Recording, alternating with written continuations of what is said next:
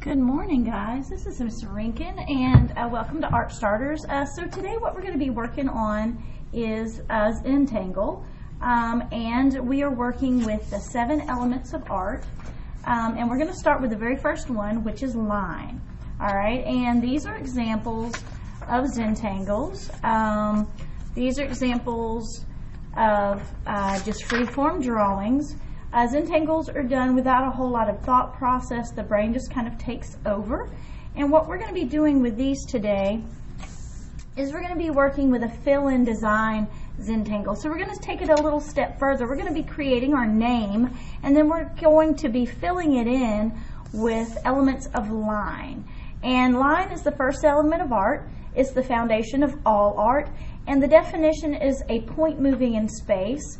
And so when you were drawing with a pen or a pencil, you were moving that and using that technique to create texture, to create pattern, to create contour line drawing. So what we're going to start with is a blank piece of paper.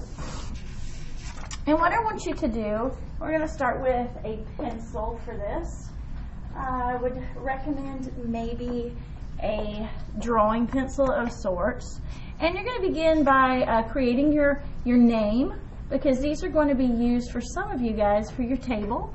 So I'm just going to put my name on here. My first name is Lori, so I'm doing this pretty quickly. The easiest way to do a bubble letter or a lettering, if you don't know how, is you create a capital form of the letter very simply, and then you would go wrap your line around it, and then you would erase the inside. So that is the easiest way to do a bubble letter. And then you're going to start creating this lovely textured line. And part of the fill-in means that you're going to be doing black and white, so you want to balance the amount of black and white. I'm just going to put this on top of it so you can just see it while I work. But I'm going to begin by outlining, and I'm just going to do the first letter for you. Do it a little bit darker in a thicker zentangle line. Now you guys, you are going to have your small Sharpie for this.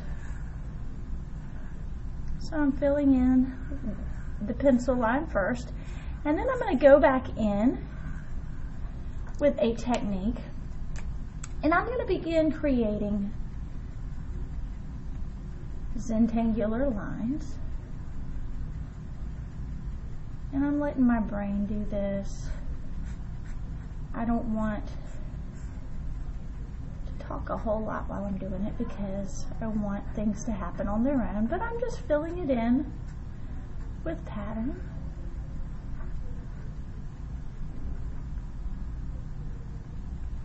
And once you start, you can't stop this. So maybe, and I could do a whole lot of different patterns in one particular thing, or I could do whatever I'd like. And then I can go back in with a smaller Sharpie if I'd like to, if I can find one, and add smaller linear areas.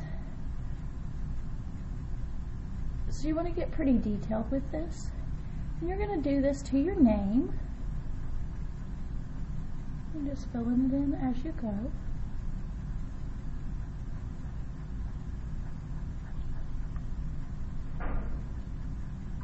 And adding texture and design, and I'm just doing it with the first letter just to give you an idea and just to show you.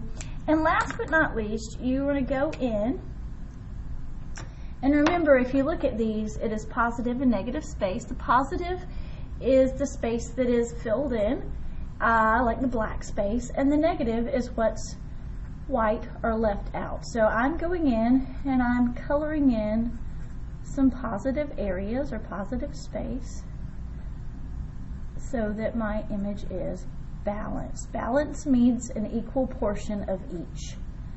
So I'm making sure I have an equal portion of dark versus light, because I don't want this to be just a simple line drawing. I want this to be... Use the interruption. Teachers, you may log back into your grade books. Thank you for your patience. Nice. Okay, so anyway, as you can see, I have a balance of positive, let me zoom in so you can see, positive and negative space with my L. So you would complete your name like this, and again, we are working with line, which is the first BAM element of art. Okay guys, so I hope you have a great day with your zentangle. Remember to fill in your positives and leave your negatives so that it is balanced. And I hope you have a wonderful rest of the day. This is Miss Rinkin, and happy drawing.